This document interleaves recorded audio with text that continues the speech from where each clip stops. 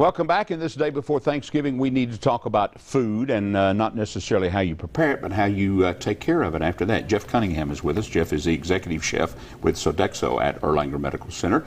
And as I said, we're going to talk about safety tips for the holidays and proper food temperature, because that's a thing that sometimes can cause problems, can't it? It can definitely cause problems. You have a lot of people around in the holidays and you're real busy. You don't have time to take care of it. Excuse me, I didn't put a microphone on you. I apologize. That was real dumb of me, but we're going to correct that immediately. Well, he and I were sitting here talking about things to eat, and my mind, I was distracted. All right, now, for instance, a lot of people after they've cooked the turkey and it's the meal's being eaten. Correct. How long do they leave things out?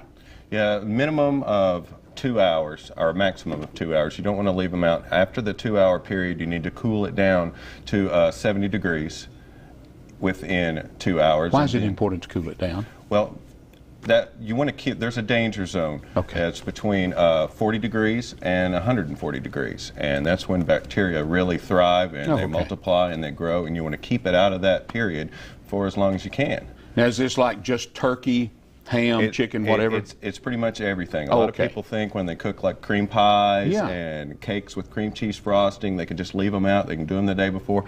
Bacteria really thrive on things like that. And I guess and dressing also? Dressing also. You need to, a lot of people will make their dressing earlier because they're going to have their turkey in the oven. They don't have enough oven space.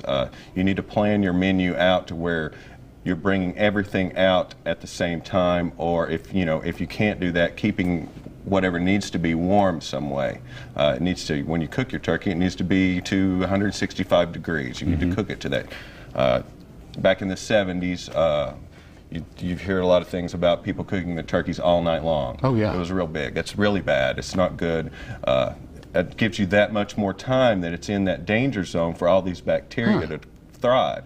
Granted, like things like salmonella and things like that, once you get it to that 165 degree mark, it will kill that. But there's also a few other bacteria that are very minimal at first, unless you leave it in that period for a long time, that will not die off at 165 degrees.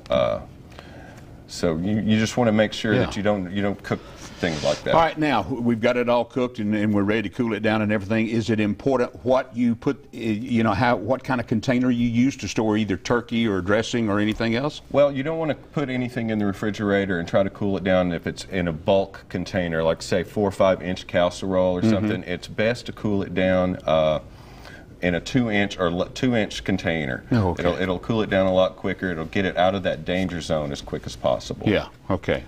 Hey, there's a great little magazine. Some of you folks may have it. It's Erlanger magazine, and the reason I want to show this is because you've got a cheesecake recipe in here that I hear is just fantastically, awesomely wonderful. Correct, and it's also a little guilt-free. It's great for diabetics. It's made with Splenda.